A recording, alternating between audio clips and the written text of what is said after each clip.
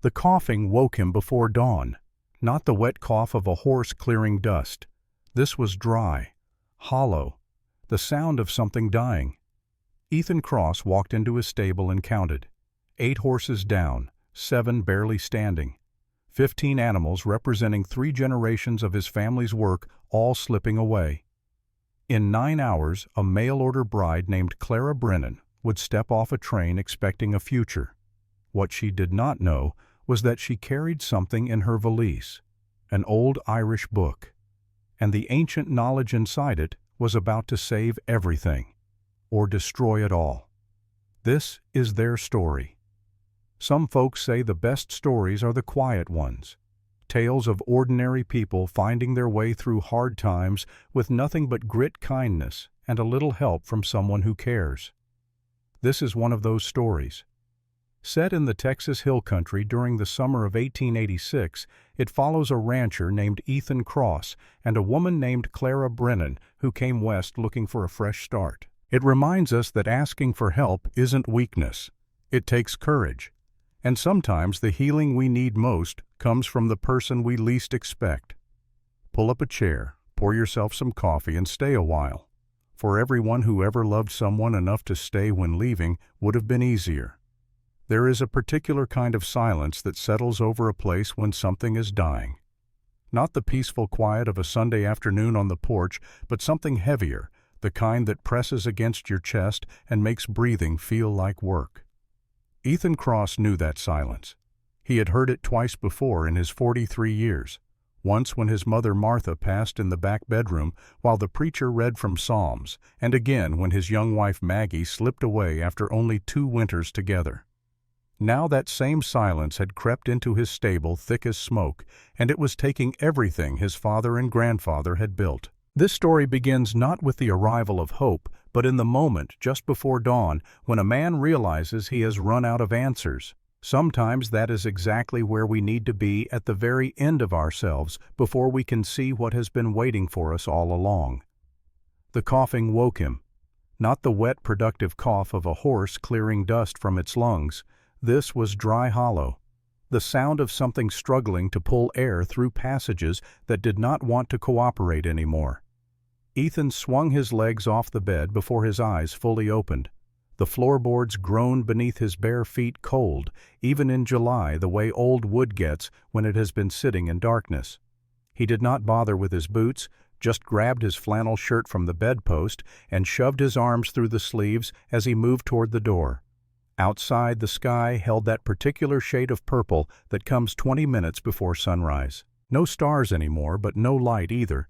Just that in-between color that made everything look faded and worn.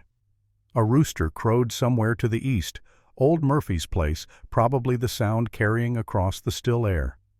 Wind moved through the dry grass along the fence line, making a soft rustling noise like whispered secrets. Any other morning, Ethan might have stood on the porch and listened to the world waking up. Not this morning. The stable door hung crooked on its hinges. He had been meaning to fix it for 3 months now, kept putting it off, kept telling himself tomorrow. The leather strap that served as a handle felt damp in his palm, morning dew or maybe his own sweat. He could not tell anymore. Inside, the smell hit him first. Sickness has a particular odor, sweet and sour at the same time, like fruit left to rot in a root cellar. It mixed with the familiar scents of hay and horse and manure, turning them into something unrecognizable. Something wrong. Redwood lay in the first stall. Ethan stopped walking. In 20 years, he had never seen that horse lie down when someone entered the stable. Redwood was the kind of animal that greeted every visitor with ears forward and nostrils flaring, curious about who had come to see him. The kind of horse that would nicker softly when Ethan appeared, as if to say, "About time you showed up." Now he lay on his side legs, curled beneath him, at angles that looked uncomfortable. His ribs moved barely with each labored breath. His eyes stayed closed. Ethan crossed the distance between them without remembering the steps. His knees hit the straw beside Redwood's head, and he reached out with a hand that shook despite his best efforts to steady it. The horse's neck burned beneath his palm. Not warm, burning, and the pulse that fluttered against his fingers came weak and unsteady, fading in and out like a candle flame in a drafty room. "Easy, boy." The words came out rough. "Easy now." Redwood did not respond, did not twitch an ear or shift his weight or give any sign he knew Ethan was there. 20 years this horse had carried him through blizzards and droughts, and one particularly bad night when Ethan had made poor choices at the saloon and needed someone to get him home safe. Redwood had done it without complaint, walking slow and steady through the darkness while Ethan slumped in the saddle and made promises he could not keep. 20 years, and now this. Ethan made himself stand, made himself walk the length of the stable, counting. First stall, Redwood down. Second stall, Bella, the young mare he had bought last spring, down. Her breathing came faster than Redwood's shallow little gasps that sounded like paper tearing. Third stall, Cooper down. Fourth, Jackson down. Fifth, old Pete standing but barely. His head hung low, and the water in his trough sat untouched, a yellow film forming on the surface. Ethan kept counting. 8 horses lay flat. 7 still stood, but they had stopped eating 2 days ago, and their eyes had taken on that dull, glassy look that meant they were checking out, deciding whether to stay or go. 15 horses. 3 generations of careful breeding, of watching which mare through the strongest foals of trading and bartering, and sometimes going without new boots so he could afford better feed. 15 horses, and Dr. Blackwood had stood in this very spot 3 days ago, shaking his head, saying words that meant nothing. "I have never seen anything like it. I cannot tell you what is causing it, cannot tell you how to fix it. Best thing you can do is pray. That is all I have got. Pray." His mother would have known what to say. She had kept a worn Bible on the table by her bed, read from it every night before sleep. Ethan still had that Bible somewhere in a trunk maybe, or on the shelf in the back room, where he kept things too precious to throw away but too painful to look at. He reached into his shirt pocket and pulled out the letter. The paper had gone soft from handling the creases worn thin where he had folded and unfolded it a dozen times. He did not need to read it again. He had memorized every word, but he looked at it anyway. "Dear Mr. Cross, I accept your proposal. I will arrive on the 2:15 train from Kansas City on the 14th of July. I am not a fancy woman, and I do not require fancy things. I can cook and clean and keep a house in order. I hope that will be enough. Respectfully, Clara Brennan." Today was the 14th. In 9 hours, a woman he had never met would step off a train expecting to start a new life, expecting a husband with a working ranch and a future to offer. Expecting something other than a man who could not save his own horses, standing in a stable that smelled like death, holding a letter full of promises he could no longer keep. Ethan folded the paper and put it back in his pocket. He pulled out his father's brass pocket watch.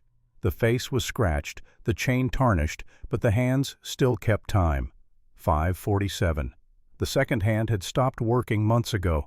One more thing he had not gotten around to fixing.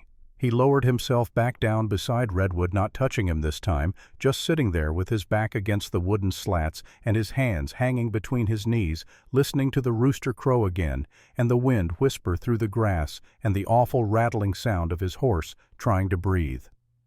9 hours until the train. 9 hours to figure out what he was going to tell a woman who had crossed half a country to marry a man who was watching everything he owned slip away one breath at a time. But what Ethan did not know was that the woman on that train carried something in her valise, something that could save everything, or destroy it all. A book, a very old book, and the knowledge inside it was about to change his life in ways he could not imagine.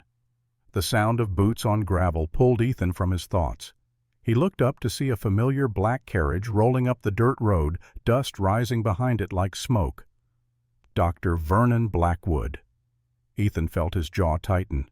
The doctor had promised to return in 3 days, and here he was right on schedule. Ethan stood brushing straw from his trousers. His knees ached from kneeling too long on the hard-packed earth. He walked out to meet the carriage, squinting against the morning sun that had finally broken over the horizon, turning the sky from purple to orange to a pale, washed-out blue. Blackwood stepped down from the carriage with practiced ease. He was a tall man, 52 years old, with silver hair slicked back from a high forehead and a neatly trimmed beard that had gone completely white. He wore a black vest over a crisp white shirt, and his cravat was tied with precision.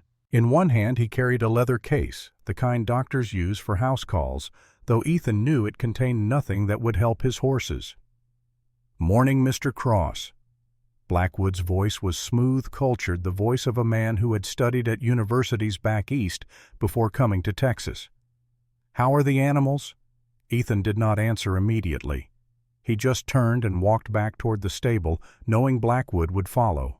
Inside, the doctor moved from stall to stall, looking at each horse with what appeared to be professional concern. But Ethan noticed he did not touch them, did not examine them the way he had 3 days ago. He just looked, shook his head, and moved on. After checking the last stall, Blackwood turned to face Ethan. His expression was carefully neutral, but there was something in his eyes, something that made Ethan's stomach clench. "I am sorry, Mr. Cross. The condition appears to be worsening. I wish I had better news." "What is it?" Ethan heard the desperation in his own voice and hated it. "What is killing them?" Blackwood set his case down on a wooden bench and opened it, though he made no move to take anything out. Could be glanders, could be strangles, could be something entirely new. Without proper laboratory facilities, I simply cannot say with certainty. But you are a veterinarian. You have been practicing for 30 years, 32. Blackwood closed the case with a soft click. And in all that time I have learned that some illnesses defy diagnosis. Some resist all treatment. Sometimes, Mr. Cross, all we can do is prepare for the worst and hope for the best. Ethan felt anger rising in his chest, hot and bitter. "That is not good enough. I understand your frustration." Blackwood reached into his vest pocket and pulled out a folded document. "But I am afraid we have another matter to discuss." Ethan knew what it was before the doctor unfolded it. The promissory note. $800 borrowed 6 months ago to buy feed through the winter when the drought had withered the grass to nothing. $800 at 12% interest due on the 14th of July. Today. I assume you have the payment. Blackwood held the document between 2 fingers like it was something distasteful he wanted to be rid of. "You know I do not." "Then I am afraid I must inform you that if payment is not received by midnight tonight, the property will be subject to seizure. The land, the house, and all livestock therein." Ethan stared at the man. "The horses are dying. If they die, I have nothing to pay you with, which is precisely why I must insist on payment before that occurs." Blackwood's voice remained calm, reasonable. "This is business, Mr. Cross. Nothing personal. Nothing personal." Ethan wanted to laugh, but his throat felt too tight. "This is my life, my father's life, my grandfather's life. 3 generations built this ranch, and I am truly sorry for that. But a debt is a debt." Blackwood folded the document and put it back in his pocket. "However, there is another concern. If this illness spreads to neighboring ranches, the county will have no choice but to order a full quarantine. Every animal in the valley could be at risk. Every farm, every family." The words hit Ethan like a physical blow. "You think it will spread, I cannot say it will not. And given the stakes, I have a duty to report this to the county marshal. Unless, of course, the situation resolves itself quickly. Meaning unless the horses die and you take the property." Blackwood picked up his case. "I will return in 3 days to reassess the situation. If conditions have worsened, I will have no choice but to recommend quarantine measures. Good day, Mr. Cross." He walked out, boots clicking on the wooden floor of the stable, leaving Ethan standing alone among the dying horses. Through the open door, Ethan watched the black carriage roll away, dust rising in its wake. He pulled out the pocket watch again. 7:15. 7 hours until Clara Brennan arrived at Clearwater Station. 7 hours to decide whether to meet her at all or to send a telegram telling her the wedding was off.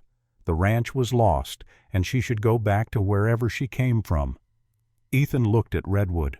The horse's eyes were open now, just barely staring at nothing. His breathing had slowed, each exhale taking longer than the last. "Hold on, boy. just hold on a little longer. But Ethan did not know what he was asking the horse to hold on for. Hope. He had run out of that days ago. Rescue. There was none coming. Blackwood had made that clear.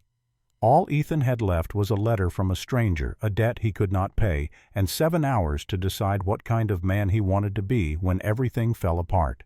He walked back to the house, past the empty chicken coop where they had not kept chickens in 2 years, past the vegetable garden that had gone to weeds after Maggie died, past all the small markers of a life slowly falling apart. Inside the house was dark and close. He had not opened the windows in days. Dust covered every surface. Dishes sat piled in the basin by the window, some with food still dried and crusted to the plates. This was not the home he had promised Clara Brennan. This was not the life. But then again, he had not promised her much, had he? In his advertisement in the Kansas City newspaper, he had been honest.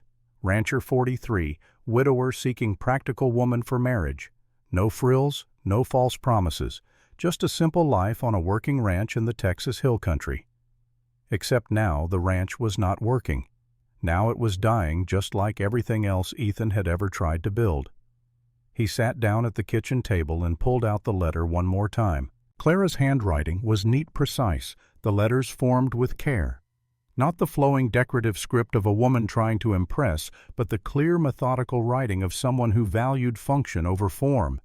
I am not a fancy woman, and I do not require fancy things. Ethan wondered what had brought her to this point. What circumstances had led a woman to answer an advertisement from a stranger 1,500 miles away? Was she running from something? Looking for something? Or simply out of options the way he was? He folded the letter and stood. 7 hours. He would meet the train. He owed her that much at least. A chance to see what she was walking into before she made her final decision. A chance to turn around and leave if she chose. Ethan went to the wash basin and splashed cold water on his face. He changed into his clean shirt, the one without holes at the elbows, and combed his hair back with damp fingers. He looked at himself in the cracked mirror above the basin. 43 years old, but he looked 50. Lines around his eyes, gray, threading through his dark hair at the temples, a weariness in his expression that no amount of sleep could fix. This was what Clara Brennan would see when she stepped off that train. A man at the end of his rope holding on by his fingernails. He walked back to the stable one more time before leaving for town. Redwood was still breathing, but barely. Bella had not moved. Cooper's eyes tracked Ethan as he passed, but there was no recognition in them, just the dull stare of an animal in pain. "I will be back in a few hours," Ethan said to the empty stable. "Just hold on." The ride to Clearwater took 2 hours on the old mare, the only horse strong enough to be saddled.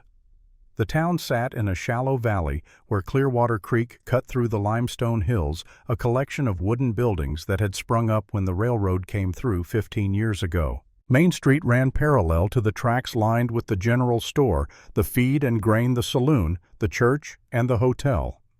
Ethan tied the mare to a post outside the station and checked his pocket watch. 2:10, 5 minutes early.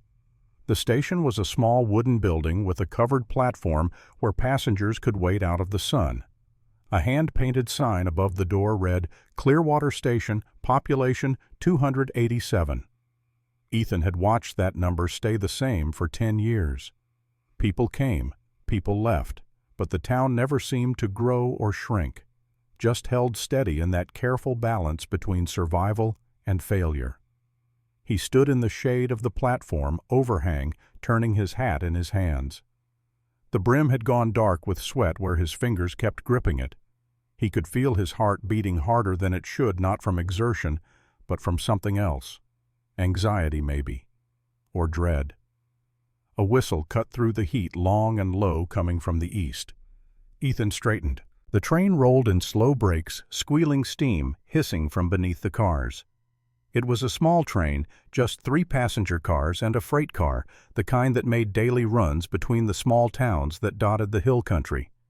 3 people stepped off, an old woman in black clutching a carpet bag, a man in a bowler hat already pulling out his pocket watch and frowning at it, and her. Clara Brennan stood on the bottom step for a moment before descending. She wore a calico dress, pale blue, faded at the hem where it had been washed too many times. Brown hair pulled back and pinned through a few strands had come loose and stuck to her neck in the heat. She carried a leather valise that looked heavy for its size, gripping the handle with both hands. No smile, no wave. She just stood there with the valise at her feet, looking at him. Ethan walked toward her, stopped 3 paces away. "Miss Brennan." She nodded once. "Mr. Cross." Her voice came out flat, tired. The photograph she had sent with her letter had shown a rounder face, fuller cheeks. The woman in front of him had sharp cheekbones and shadows beneath her eyes that the camera had not captured. She looked like someone who had not slept well in a long time. "I will take that." He reached for her valise. The weight surprised him, heavy for its size. Not clothes or not just clothes. Something denser packed inside. He did not ask. The wagon sat where he had left it with the old mare hitched and flicking her tail at flies. Ethan helped Clara up onto the bench seat, then climbed up beside her. The leather creaked beneath them. How far, she asked. 2 hours, maybe a little more. She turned her face toward the open country stretching beyond the town's edge. Dry grass, brown hills, a sky so blue it hurt to look at. Her chin lifted slightly. Her nostrils flared. She was smelling something. Ethan watched her from the corner of his eye, watched the way her brow creased, the way her gaze shifted from the horizon to him, then down to his hands on the reins. He was gripping them too tight, knuckles white. When he looked back at her face, she was still watching his hands. Then she looked up, and their eyes met. "Are they sick?" she asked. "Your horses." Ethan felt something shift in his chest. "How did you know I can smell it? Even from here?" He did not know what to say to that. So he said nothing, just snapped the reins and started the mare moving. They rode in silence for the first half hour, the only sounds the creak of the wagon wheels and the buzzing of insects in the grass. Finally Clara spoke again. "How many? 15 total. 8 are down. 7 still standing, but barely." "How long?" 8 days. She was quiet for a moment. "Then what does the doctor say?" "He says to pray." Clara turned to look at him fully for the first time. "That is not a diagnosis." "No, it is not." "What are the symptoms?" "Fever, labored breathing. They stop eating, stop drinking. Some have seizures." Ethan heard his voice crack on the last word. "Jackson, a bay gelding, died 2 days ago. And Bella—" He could not finish. "I am sorry." He glanced at her. She was looking at the road ahead, but her jaw was tight, her hands clasped in her lap. Not the reaction he had expected. Not pity, not fear. Something else. Something harder. "I should tell you, Ethan said you do not have to stay. The ranch is not what I described in the advertisement. It is failing. I am failing. If you want to turn around and go back, I will understand." Clara was silent for a long moment. Then she said, "Where would I go?" The question hung in the air between them. Ethan did not have an answer. Maybe she did not expect one. They rode the rest of the way without speaking. The house appeared first, a low wooden structure with a covered porch and windows that badly needed washing. The stable sat 50 yards behind it, doors hanging open. Even from a distance, even with the wind blowing the wrong way, Ethan could smell it. The sickness, the decay. Clara climbed down from the wagon before he could help her. She stood in the yard looking at the house, then at the stable, then back at the house. Her expression was unreadable. "Bedroom is through there." Ethan jerked his chin toward the door on the left as they stepped inside. "I will sleep in the back room. You take the main one." She nodded, said nothing. "I need to check on the horses. I will be in the stable if you need anything." He left before she could respond. Left her standing alone in the doorway of a stranger's house 1,500 miles from wherever she had come from, with nothing but a heavy valise and the fading light of a July afternoon. In the stable, Redwood was still breathing. Barely. Ethan sat down beside him in the straw, not touching, just being there. Cooper was down now too, lying on his side in the third stall. That made 9. Ethan did not know how long he sat there. Time seemed to stretch and compress, losing all meaning. The light changed from orange to red to purple as the sun set somewhere beyond the hills. He should go back to the house, should see if Clara needed anything, should try to be some kind of host. But he could not make himself move. Then he heard it. A sound from outside, high and desperate. Not quite a scream, but close. He ran. Bella was seizing. The young mare lay in the second stall, her whole body, rigid legs kicking out in violent, uncontrolled spasms. Foam flecked her muzzle. Her eyes had rolled back, showing only white. Ethan dropped to his knees beside her, trying to hold her head, trying to keep her from hurting herself. But she was strong even in this state, and his hand slipped on her sweat-slicked coat. "Easy, girl. Easy now. Come on, Bella. Come on." The seizure lasted 30 seconds, maybe a minute. It felt like hours. And then suddenly she went still. Her legs stopped kicking. Her chest rose once more, held, and did not fall. She was gone. Ethan stayed on his knees beside her, his hands still on her neck, feeling the warmth slowly leave her body. He had owned Bella for a year and a half, had watched her grow from a skittish filly into a strong young mare with a good temperament and smart eyes. Had plans to breed her next spring to start building the herd back up. Now she was dead, just like that. One moment alive fighting and the next gone. Something broke inside Ethan then, not loudly, not dramatically, just a quiet cracking like ice on a winter pond giving way under too much weight. He stood up, walked to the center of the stable, and there in the middle of the aisle stood a thick pine support post, bark still rough on its surface. Ethan looked at it, then he drew back his fist and drove it into the wood. The pain was immediate and clarifying. He hit it again, and again. On the third blow, his knuckles split, blood smearing across the pale wood. He kept hitting it, over and over, each impact sending shock waves up his arm, into his shoulder, into his chest, where that broken thing was. He did not cry. He had stopped crying years ago, the night Maggie died. He just hit the post, methodical and relentless, until the blood made his hand too slippery to grip properly, until the pain became too much even for the anger. Then he stopped, pressed his forehead against the post. His breath came in ragged gasps. His hand throbbed, swelling already, the knuckles split and raw. Behind him, a soft sound. Footsteps in straw. Ethan turned. Clara stood at the entrance to the stable 20 feet away. She held an oil lamp in one hand. The light threw long shadows across her face, making her eyes look darker than they were. They looked at each other across the distance. Neither spoke. Ethan did not know what to say. How to explain what she had just witnessed. A grown man beating his fists bloody against a post because he could not save a horse. Clara's gaze moved from his face to his hand, then to Bella's still form in the stall. She did not ask questions, did not offer comfort, just stood there watching, taking it all in with those dark, shadowed eyes. Finally she spoke. Her voice was quiet but steady. "I have seen this before." Ethan blinked. "What?" "The fever, the labored breathing, the seizures. I have seen it before." "Where?" "Pennsylvania. My grandmother kept livestock." Summer of 1878. 3 of the neighbors' horses came down with something that looked just like this. Ethan felt something stir in his chest. Not hope. He had learned not to trust hope, but something. What happened to them? Clara was quiet for a moment. Then she said, 2 died. 1 lived. The one that lived. How? She hesitated. Then my grandmother treated it. Ethan stared at her. The doctor said there is no treatment. Clara met his gaze. The doctor does not know everything. She turned and walked back toward the house, the lamplight swaying with her steps, leaving Ethan standing alone in the stable with a dead horse and a bleeding hand and the smallest, most dangerous seed of hope beginning to sprout in the wreckage of his heart. He followed her after a few minutes. Inside the house, Clara had lit the lamps. She stood at the kitchen window looking out toward the stable. She had not unpacked, Ethan noticed. Her valise still sat by the door to the bedroom unopened.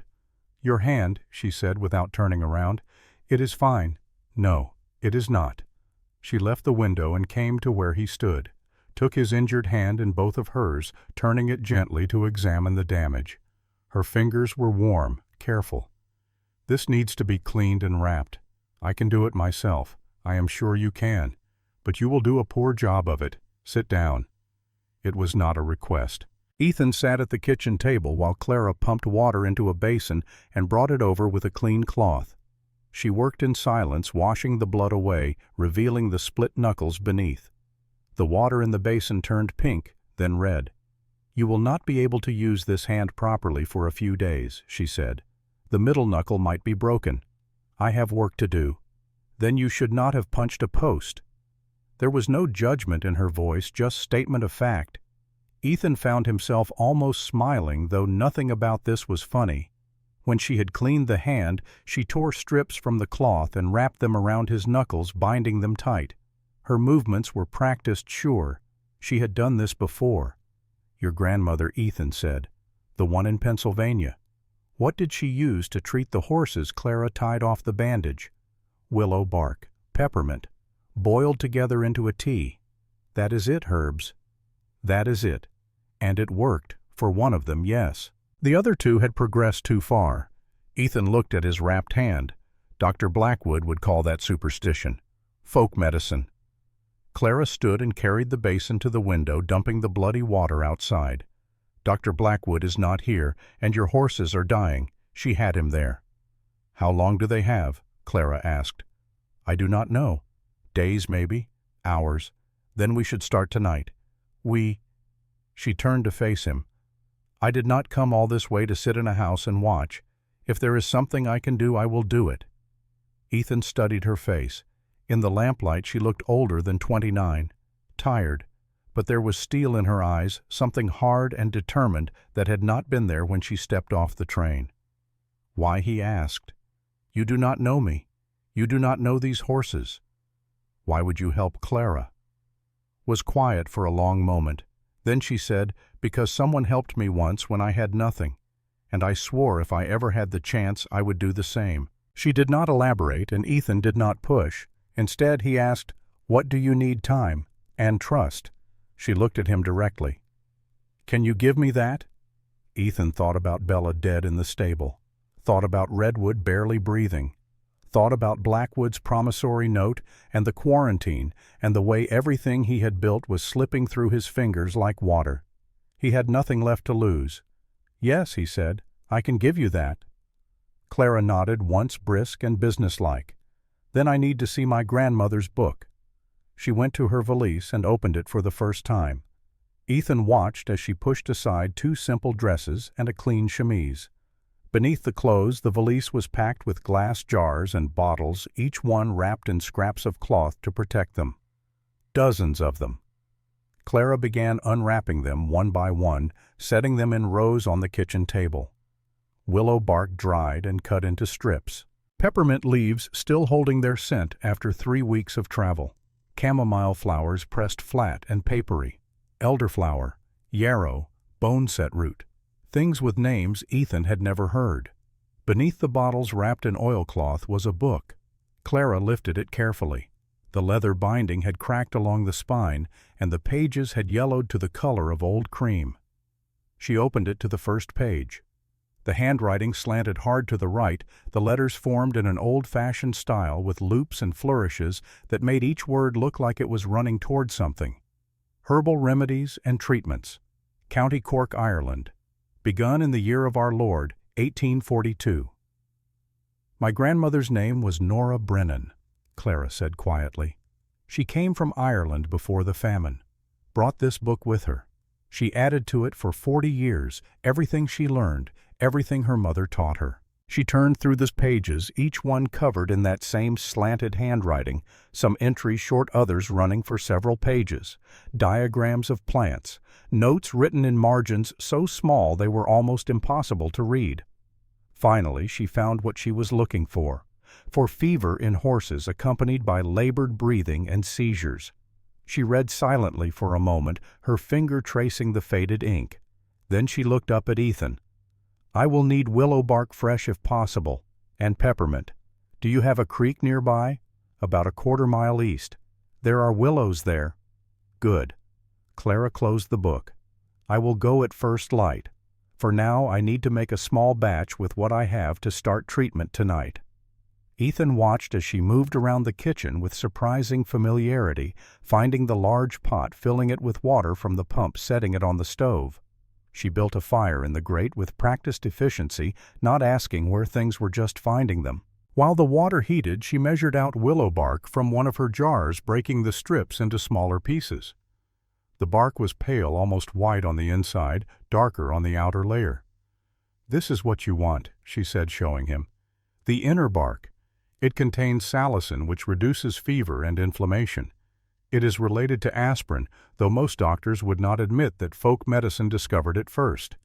"How do you know that I worked in a pharmacy in Philadelphia?" "Before I left." She said it simply, offering no details. Ethan wanted to ask more, but something in her expression stopped him. The water began to boil. Clara added the willow bark, then adjusted the flame to keep it at a steady simmer. The smell that rose from the pot was sharp, slightly bitter like wet wood, and something astringent beneath. "It has to reduce by half," Clara said. "Then we add the peppermint and let it steep. Should take about 2 hours total. And then we see if it works." She said it without false optimism, without promises she could not keep. Just a simple statement of intent. Ethan found that more comforting than any reassurance would have been. They sat at the table while the medicine cooked, neither speaking much. The silence was not uncomfortable, just companionable.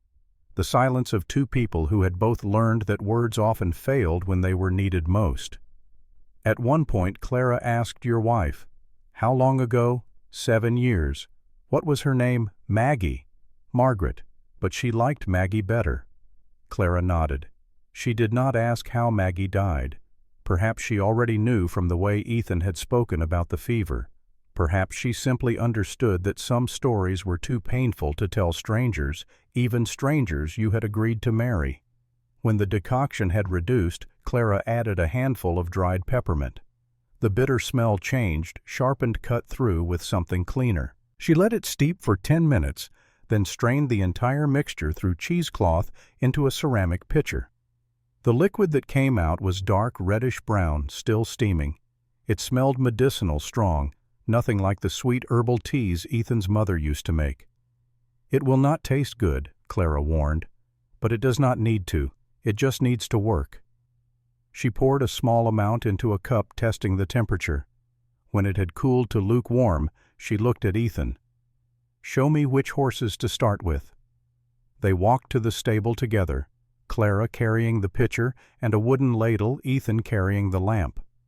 The night had turned cool the way summer nights do in the hill country, the heat bleeding away into the dry air. Inside the stable, Ethan led her to Cooper's stall. The chestnut gelding lay on his side, eyes half closed. His breathing was shallow but steady. "Better than Redwood's." "We start with him," Clara said. "He is weak but not as far gone as some of the others." She knelt in the straw beside Cooper's head. Ethan watched as she slid one arm under the horse's neck, cradling his head in her lap. She dipped the ladle into the pitcher and brought it to Cooper's mouth, pouring a small amount into the corner. The horse's nostrils flared at the smell, but he did not fight. Clara massaged his throat gently, encouraging him to swallow. For a moment, nothing happened. Then Ethan saw the horse's throat move. He swallowed. "Good boy," Clara murmured. "Good boy." She gave him more, half a ladle at a time, pausing between each dose to let him rest. It took 20 minutes to get a full cup into him. When she was done, she carefully lowered his head back to the straw and stood. "Next," she asked. They moved to the next stall, then the next. Clara worked with the same patient efficiency, never hurrying, never forcing. Just quiet persistence, one small victory at a time. By the third horse, Ethan found himself helping without being asked, holding the lamp closer so she could see or steadying a horse's head while she poured, working together in the lamplight, neither speaking except when necessary. When they reached Redwood's stall, Clara paused. "This is the one you are most worried about." It was not a question. Ethan nodded anyway. She knelt beside the big chestnut stallion. Redwood's eyes were closed, his breathing so shallow it was almost imperceptible. Clara placed her hand on his neck, feeling for the pulse. "His fever is very high," she said, "but his heart is still strong. That is good." She tried to give him the medicine the same way she had the others, but Redwood would not swallow. The liquid pooled in the corner of his mouth and dribbled out, soaking into the straw. Clara tried again, and again. Each time the same result. "His throat is too weak," she said finally. "We will have to try something else." She thought for a moment, then began to sing, softly, almost under her breath. It was not a song. Ethan recognized the words in a language he did not understand. Irish, maybe. Gaelic. The melody was slow, sad, the kind of song you sing when there is nothing else left to do. "Suala rongo so chair," she sang the words lilting and strange in the dark stable. And as she sang, she lifted Redwood's head onto her lap and tried the medicine again. This time the horse swallowed. It was small, barely there, but Ethan saw his throat move. Clara kept singing, kept pouring, kept working with the same patient rhythm. One ladle, then another, then another. The song seemed to calm the horse in a way nothing else had. His ears twitched slightly with each verse, the only sign he was aware of what was happening. When the pitcher was finally empty, Clara carefully lowered Redwood's head and stopped singing. In the sudden silence, Ethan could hear his own heart beating. She stood brushing straw from her dress. "That is all I can do tonight. Tomorrow I will make more, and I will go to the creek to gather fresh willow bark." Ethan looked at the horses. Cooper, Old Pete, Sable, and Redwood lying so still in the lamplight. Tomorrow some of them might be dead. Tomorrow this might all have been for nothing. But tonight, for the first time in 8 days, someone had tried. Someone had cared enough to do something even if it might not work. "Thank you," Ethan said. Clara shook her head. "Do not thank me yet. We do not know if it will help. But you tried. That is more than anyone else has done." She looked at him for a long moment.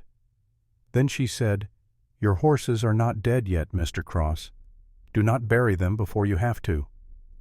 She turned and walked back toward the house, leaving Ethan alone in the stable with the lamp and the smell of medicine and the faintest, most fragile thread of hope. He stood there for a while longer looking at Redwood. The horse's breathing seemed maybe slightly less labored than it had been an hour ago. Or maybe Ethan was just imagining it, seeing what he wanted to see. Either way, something had changed, not in the horses, in him. For 8 days he had been preparing to lose everything, accepting it as inevitable. But now, standing in this stable with the scent of willow bark and peppermint still hanging in the air, he felt something he had not felt in years. Not quite hope, not yet, but the memory of what hope felt like. And that was enough to hold on to, at least for tonight. Ethan walked back to the house. Clara had gone to bed, her door closed. He stood in the kitchen looking at the jars and bottles still lined up on the table, the leather-bound book lying open to that page of faded handwriting. Herbal Remedies and Treatments, County Cork, Ireland, 1842. He touched the page gently, careful not to smudge the ink. Someone's grandmother had written this, had carried this book across an ocean through famine and hardship, preserving knowledge that might just possibly save the lives of horses 100 years later in a place she would never see. Ethan closed the book carefully and went to bed. Tomorrow would bring what it would bring. But tonight, for the first time since this all began, he was not facing it alone. And that he thought, as sleep finally came, might make all the difference. Morning came with the smell of coffee. Ethan woke to find sunlight streaming through the bedroom window and the sound of someone moving in the kitchen. For a moment, still caught between sleep and waking, he forgot where he was, forgot everything that had happened. Then memory returned with the dull ache in his bandaged hand. He dressed quickly and walked out to find Clara already up, already working. She had cleaned the kitchen while he slept. The dishes were washed and stacked, the table wiped clean. A pot of coffee sat on the stove, steam rising from its surface. 2 cups waited on the table. Clara stood at the window looking out toward the stable. She had changed into the brown wool dress, sturdier than the calico she had worn yesterday. Her hair was pulled back in a simple knot at the base of her neck. "Good morning," Ethan said. She turned. There was coffee. "I hope you do not mind that I used your grounds." "Not at all." He poured himself a cup, the heat seeping through the ceramic into his good hand. "How long have you been up?" "Since before dawn. I wanted to check on the horses, and Cooper is standing." The words hit Ethan like a physical blow. He set down the cup, not trusting his hands. Standing in his stall, on all four legs, shaky but standing. Ethan did not wait to hear more. He was out the door and across the yard before he consciously decided to move. Inside the stable, the morning light fell in dusty shafts through the gaps in the walls. And there in the third stall Cooper stood. The chestnut gelding's legs trembled with the effort, and his head hung low, but he was standing. For the first time in 10 days, standing. His eyes were clearer than they had been last night, focusing on Ethan as he approached. And when Ethan reached out slowly, carefully, Cooper's ear twitched toward the sound of his voice. "Easy, boy. Easy now." He placed his hand on Cooper's neck. The fever was still there. He could feel the heat radiating through the coat, but it was not the burning intensity of yesterday. This was just warm. Just a horse running a fever, not a horse dying of one. Behind him, footsteps. Clara had followed him to the stable. She stood at the entrance to the stall watching. "His fever has dropped," she said. "Not gone, but lower. He drank some water from his trough about an hour ago. Just a little, but it is a start." Ethan looked at the other horses. Redwood still lay in his stall, but his breathing was different. Slower, deeper, more like sleep than unconsciousness. Old Pete stood in his usual corner, and though he still looked weak, his eyes had lost some of that glassy, distant stare. "How many did you treat last night?" Ethan asked. 3. Cooper, Pete, and Redwood. I wanted to start small, see if there were any adverse reactions before treating the others. And no adverse reactions, which means tonight I can treat the rest. She said it matter-of-factly, like it was already decided. Ethan found himself grateful for that certainty, that quiet confidence in the face of everything. "I need to go to the creek today," Clara continued, "to gather more willow bark and peppermint. The supply I brought will not last more than 2 or 3 days. I will come with you." Clara looked surprised. "You do not need to." "I know, but I want to." She studied his face for a moment, then nodded. "We should leave within the hour. The morning is coolest, and the walk will be easier." They set out just after 8, each carrying a wicker basket. The land between the ranch and the creek was open country, flat and brown and endless. The grass had been withered by the summer heat, turning from green to gold to something closer to straw. But there was a beauty in it too, Ethan thought. The way the wind moved through it, creating waves like an ocean. The way the sky stretched from horizon to horizon, so big and blue it almost hurt to look at. Clara walked with purpose, her eyes scanning the ground, the bushes, the low-hanging branches. She moved like someone who knew what she was looking for. "What are you looking for?" Ethan asked after a while. "Everything," Clara said. "My grandmother used to say, the land tells you what it needs. You just have to know how to listen." They walked in comfortable silence after that. The creek appeared as a line of darker green cutting across the brown marking where water ran beneath the surface even in the driest months. Willows grew along the banks, not the great weeping willows of the east with their long trailing branches, but smaller, scrappier desert willows adapted to survive on less. These, Clara said, kneeling at the base of the nearest tree. She pulled out a small folding knife, the blade worn thin from years of use. "You want strips from the inner bark, about as wide as your finger as long as you can get them. Cut shallow. You do not want to kill the tree." She made the first cut, demonstrating. The blade slid under the outer bark, lifting it away to reveal the pale layer beneath. She peeled off a strip and held it up. "See how it is almost white? That is what you want. The outer bark is useless." Ethan crouched beside her. The bark smelled faintly of wintergreen, sharp and clean. "May I try?" Clara handed him the knife. Their fingers brushed as he took it, and Ethan felt something pass between them. Not attraction exactly, at least not just attraction. Recognition, maybe. Two people who had both learned to survive on less than they deserved, finding each other by accident in a place neither had planned to be. He positioned the blade against the bark and made his first cut. Too deep. The knife bit into the heartwood beneath. "Shallower," Clara said. Her hand covered his, guiding the angle of the blade. Like this. This time the strip came away clean, pale and smooth. "Good," she said. They worked side by side for the better part of an hour, peeling bark and dropping it into the baskets. The sun climbed higher, burning off the morning cool. Sweat gathered at Ethan's temples at the small of his back. He wiped his forehead with the back of his hand, leaving a streak of dirt across his skin. Clara pulled out a square of white cloth from her pocket and held it out to him without a word. He took it, noting the small blue flowers embroidered in one corner. A woman's handkerchief carefully made. "Your mother's?" Clara asked as he wiped his face. Ethan looked at the embroidery. She used to wear it in her hair on Sundays, tied it in a bow at the back. He started to hand it back, but Clara shook her head. "Keep it. She would have wanted you to have it." It was a strange intimacy, this sharing of small histories. Ethan folded the handkerchief carefully and tucked it into his shirt pocket over his heart. "Tell me about her," Clara said. "Your mother." Ethan sat back on his heels, looking out across the creek. "She died when I was 12. Fever, same as what is killing the horses now." "Maybe." The doctor could not say for sure. "I am sorry. It was a long time ago." But Ethan could still remember it with painful clarity.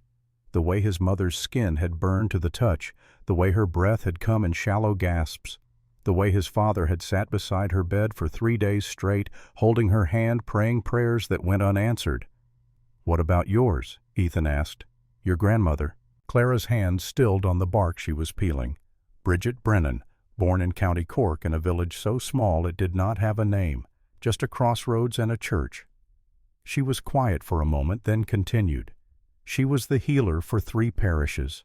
People walked for miles to see her. Farmers with sick cattle, mothers with feverish children, old men with aches that would not quit. What did they call her? Bean Fiasa. It means wise woman in the old language. Some meant it as a compliment. Clara's mouth twisted. Others meant witch. People fear what they do not understand. Yes, and my grandmother understood more than most people wanted to admit. She left Ireland in 1844, right before the worst of the famine. Her mother had the sight. Knew the potatoes would fail before the first black spots appeared. Told Bridget to take the book and go while there was still money for passage. She never went back. Never. Never saw her mother again. Clara pulled a handful of wild peppermint from the ground near the water's edge, crushing the leaves between her fingers to release the scent. She never forgot the hunger either. Used to save every scrap of food even when the pantry was full. Said you never knew when the lean times would come again. They gathered in silence for a while longer. When both baskets were full, heavy with willow bark and peppermint and a few chamomile flowers Clara had spotted growing in a rocky patch where the creek bent south, they started back. Halfway home, Clara stopped and turned to Ethan. "Can I ask you something?" "Of course. Why did you write the advertisement?" "For a mail-order bride." Ethan had been expecting this question, but still was not sure how to answer it honestly. "After Maggie died, I let this place fall apart. Stopped caring about the ranch, about the horses, about anything. I thought maybe if someone else was here, maybe that would be enough to make me start again." "Did it work?" Clara asked. Ethan looked at her, at the woman who had stepped off a train yesterday, and immediately started trying to save his dying horses. "Ask me in a week." Clara smiled just a little. The first real smile he had seen from her. It changed her face completely, softening the sharp angles, bringing light to her eyes. Fair enough. When they reached the house, Clara went straight to work. She set up in the kitchen like it was a laboratory, organizing her tools and ingredients with methodical precision. The large pot went on the stove, water from the pump. Willow bark measured and added. While the mixture heated, Ethan sat at the table and watched her work. There was something almost meditative about it, the way she moved from one task to the next, never rushing, never hesitating. Like she had done this 1,000 times before. "How long did you work at the pharmacy?" he asked. 5 years. Started when I was 24. "What made you leave?" Clara's hands paused on the wooden spoon she was using to stir.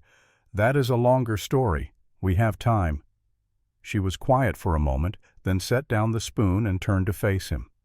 The pharmacy was owned by a man named Edmund Hartwell, wealthy, respected, well-connected in Philadelphia society. He sold patent medicines, tonics, remedies, most of them harmless, some of them helpful. But not all. Not all. Clara's voice hardened. One of his biggest sellers was called Hartwell's Miracle Tonic. He claimed it cured everything from consumption to bad nerves, sold thousands of bottles. Let me guess. It did not cure anything. Worse than that, it was killing people. The main ingredient was arsenic. Ethan felt something cold settle in his stomach. You are certain I tested it 3 times.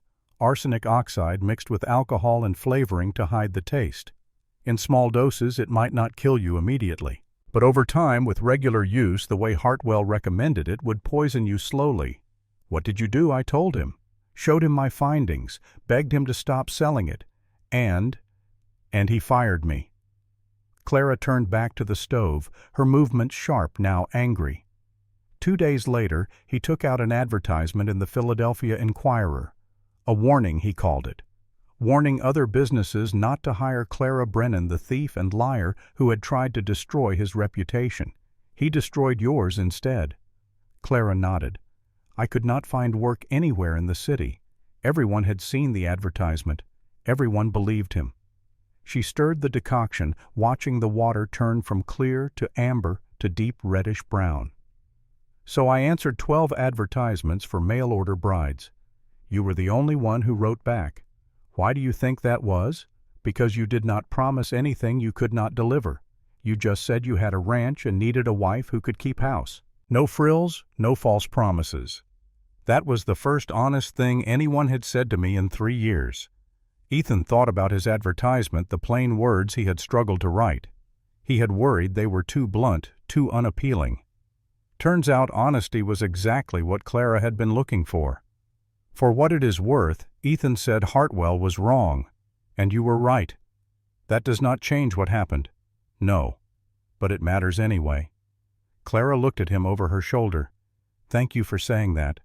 They worked together through the rest of the day. Clara taught Ethan how to strain the medicine, how to test the temperature, how to store what they did not use immediately in sealed jars to keep it fresh. By evening, they had enough prepared to treat all 15 horses. That night, they went to the stable together. Clara had developed a system starting with the weakest horses first and working her way up. Ethan held the lamp while she worked, watching as she patiently coaxed each animal to drink. Some swallowed easily now, others still struggled. But by midnight, every horse in the stable had been treated. When they finished, Clara stood and stretched.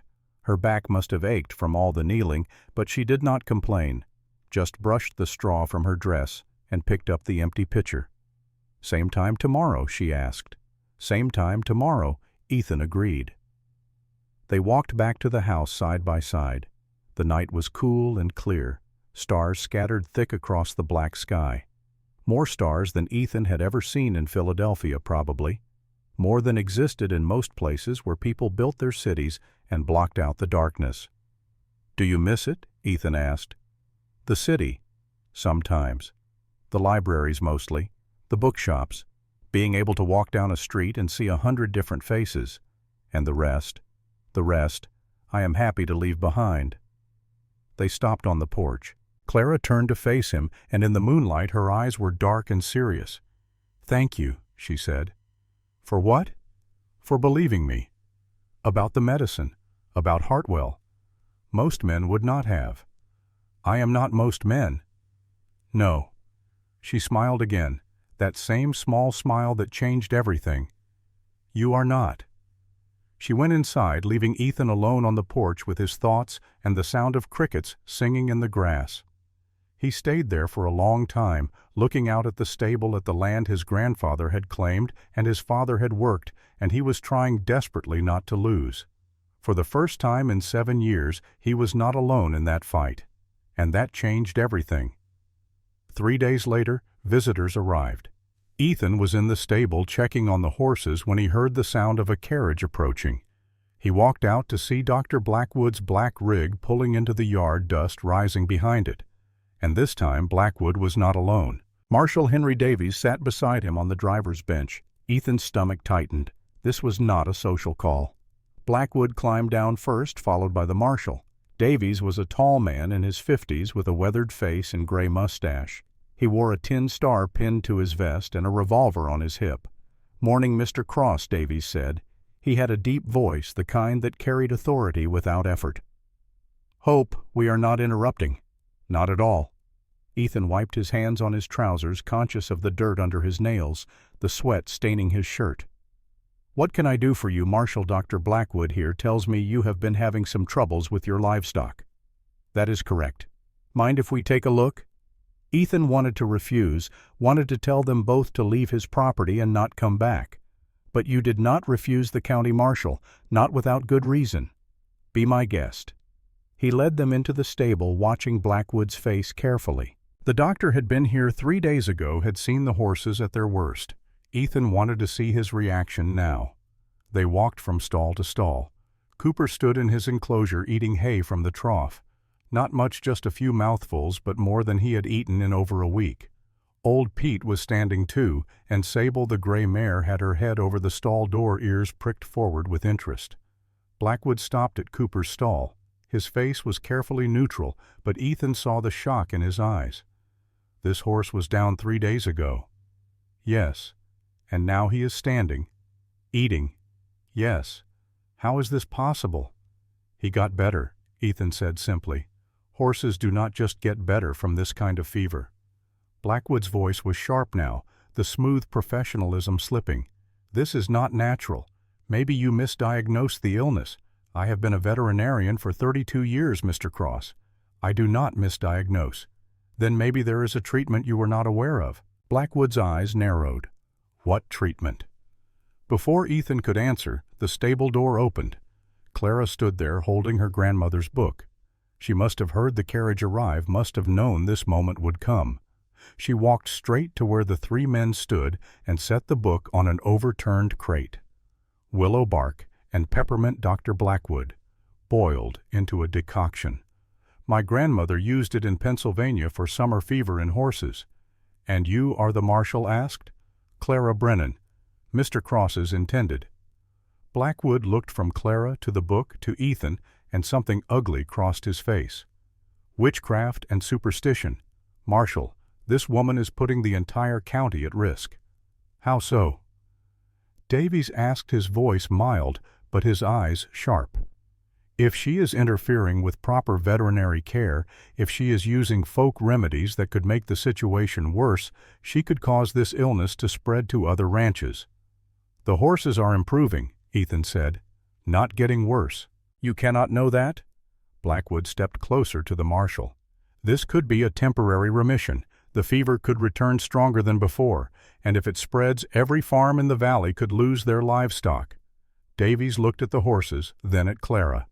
What exactly is in this medicine of yours? Miss Willow bark contains salicin, which reduces fever and inflammation. Peppermint helps clear the respiratory passages. Both are well documented in medical literature if you care to check. Medical literature or folk tales? Both, Clara said evenly. Though my grandmother's book predates most of what is in your medical journals by several decades. Blackwood's face was turning red.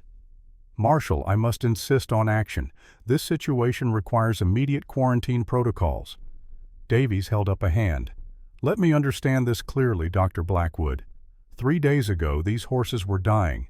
Now they are standing, eating, showing signs of recovery. And you want me to quarantine the property for the safety of the entire community? Yes. The marshal looked at Ethan. How many horses have you lost too? Bella and a gelding named Jackson. And the rest improving. Not all of them, not yet, but more each day. Davies walked the length of the stable again, taking his time looking at each horse carefully. When he returned, he had made his decision. Here is what I am going to do. I am putting this property under observation for 7 days, no animals in or out. If any more horses die in that time, we will have to take more serious measures. But if they continue to improve, the observation ends, and you are free to continue as normal. Marshal, this is insufficient, Blackwood protested. It is my decision to make, Doctor. Davies's voice was firm. 7 days, Mr. Cross. Can you keep these animals alive for 7 days? Ethan looked at Clara. She met his eyes and gave a single small nod. Yes, Marshal. 7 days. Good. Davies touched the brim of his hat. Miss Brennan. Dr. Blackwood. Gentlemen. He walked out, leaving Blackwood standing in the stable, his face dark with fury. The doctor looked at Clara, then at Ethan. You are making a mistake, he said quietly. Both of you. Or Clara said, we are saving lives while you stood by and did nothing. Blackwood's hand tightened on his medical case. He opened his mouth as if to say something else, then seemed to think better of it. Instead, he turned on his heel and walked out. Through the stable door they watched him climb into his carriage and drive away, the wheels kicking up dust that hung in the still air long after he had disappeared. 7 days, Clara said softly. Ethan looked at the horses. Cooper Pete Sable. Still weak, still sick, but alive. Fighting. We can do it, he said. We have to. But even as he said it, he felt a chill run down his spine. Because Blackwood had not looked defeated when he left. He had looked like a man making plans. And Ethan had the sudden terrible certainty that this was not over. Not by a long shot. That evening they worked in the kitchen together. Clara mixed a new batch of medicine while Ethan prepared supper such as it was. Cornbread from the last of the cornmeal beans from a can heated with salt pork until the fat rendered and the liquid thickened. Simple food, the kind that fills the belly without asking anything of the cook. They ate at the table, the same table where Clara's jars and bottles were lined up in neat rows, the same table where her grandmother's book lay open to that page of faded handwriting. The cornbread is good, Clara said. It is terrible, Ethan replied. But thank you for saying so. She smiled. All right, it is terrible, but I have eaten worse. When the winter of 1883, after Hartwell fired me, I had $10 to my name and no prospects, ate nothing but day-old bread for 2 months. Ethan set down his fork. I am sorry. Do not be. It taught me that I could survive on less than I thought. That is a useful thing to know. They finished eating in silence. Ethan washed the dishes while Clara prepared the medicine, both of them moving around the small kitchen in an easy rhythm like they had been doing this for years instead of days. When the decoction was ready, they went to the stable. By now it had become routine. Ethan knew which horses to approach first, how to hold the lamp, so Clara could see when to step in and help and when to stay back. They did not need to talk. They just worked methodical and patient until every horse had been treated. On their way back to the house, Clara suddenly stopped. Ethan turned to see what had caught her attention. She was looking at the water trough outside Sable's stall, her brow furrowed. What is it? Ethan asked. Clara knelt beside the trough, her fingers trailing through the water. Then she reached in and pulled something out. Small green leaves, wilted and waterlogged. She held them up to the lamplight. Her face went pale. Oleander, she said softly. Ethan felt his blood turn cold. Oleander, one of the most poisonous plants in Texas, deadly to horses even in small amounts. How did those get in there? They did not get in there. Clara's voice was tight. Someone put them there. They looked at each other in the lamplight, the terrible implication hanging between them. Someone had tried to poison the horses. Someone had deliberately sabotaged them. When Ethan asked, could have been any time in the last 24 hours. Clara examined the leaves more closely. They are fresh, not dried. Probably last night or this morning. Who would do this? Ethan already knew the answer, but he did not want to say it aloud. Did not want to believe that someone would stoop so low. But the evidence was literally in Clara's hands. We need to check the other troughs, Clara said. They went from stall to stall, examining every water source in the stable. The other troughs were clean, but that was small comfort. One poisoned trough was enough to kill a horse. They found Sable lying down, breathing hard. Her sides heaved with each breath, and when Clara checked her gums, they were pale, almost white. Poison, Clara said. She got to it before we found the leaves. Can you save her? Clara was already running back to the house. Ethan followed, his heart pounding. In the kitchen, Clara grabbed several jars from her collection and began working with frantic efficiency. I need charcoal, she said. Activated charcoal to absorb the poison. Do you have any willow wood in the stove? Burn it. Get it as hot as you can, then let it burn down to coals. We will need to grind it into powder. Ethan stoked the fire while Clara prepared the other ingredients. The wood caught quickly, flames leaping up. They stood on opposite sides of the kitchen, working in tense silence, racing against time. When the wood had burned to charcoal, Ethan pulled the coals out and crushed them with a mortar and pestle, grinding them to a fine black powder. Clara mixed the powder with water and a binding agent, creating a thick black slurry. "This will make her vomit," Clara said as they ran back to the stable. "That is the goal. Get the poison out before her body absorbs more of it." Sable was worse when they returned. Her breathing had become shallow and rapid, and foam flecked her muzzle. Clara did not hesitate.